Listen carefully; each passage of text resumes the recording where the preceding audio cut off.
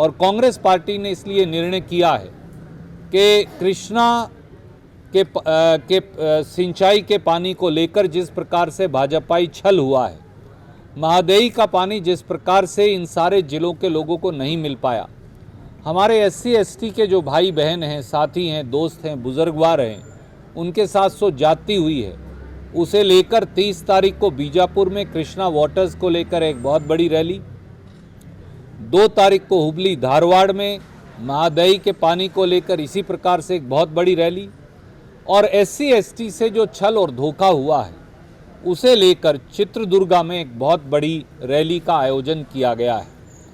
और 9 तारीख से उसके बाद 9 जनवरी से पूरे प्रदेश की एक व्यापक बदलाव यात्रा की शुरुआत हम करेंगे, जिसमें पार्टी के सभी नेता हिस्सा लेंगे। लोग बेचैन हैं कि कब वोट पड़े और कब भाजपा को बाहर का रास्ता दिखाएं। धन्यवाद। यात्रा को सिद्धरामैया कुछ कंडीशन डाले मुझे नहीं पता, आपको सिद्धारमैया जी ने बताया या आपने सिद्धारमैया जी से अलग कमरे में पूछा था ऐसा? क्योंकि सिद्धारमैया जी ने ऐसा कुछ नहीं कहा। ना किसी नेता की शर्त है, ना नीति की शर्त है। नेता भी सब इकट्ठे हैं, नीति भी इकट्ठी है। मैं मीडिया के साथियों से हाथ जोड़कर कहूँगा, दिल्ली के मीडिया से कोई सीख मत लीजिए, वो अच्छा उदाहरण नहीं है। कर्नाटक का मीडिया और बहुत बेहतर है।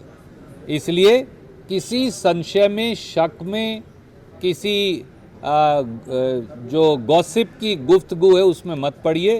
कांग्रेस पार्टी इकट्ठी है, हमारा काम है सेवा करना, प्रांत को बदलना। हम प्रांत के सब लोगों की, वो चाहे हमारे SC ST OBC अक़लियत के दोस्त हों, भाई हों, चाहे वो हमारे दूसरे समाजों के साथी हों, वोकालिगा हों, लिंगायत हों, सबसे पहले तो मैं ये कहना चाहूँगा कि भारतीय जनता पार्टी और बोम्मई सरकार 1 मिनट भी सत्ता में रहने का अधिकार खो चुकी है।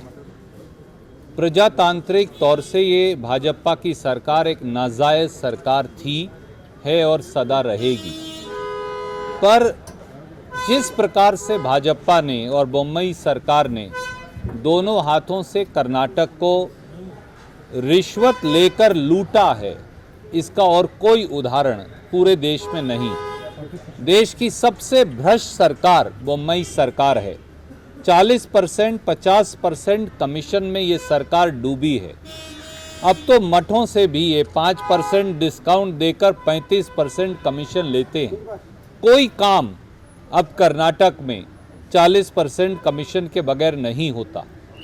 पे CM जो है वो अब एक बच्चे की कर्नाटक में जुबान पर है।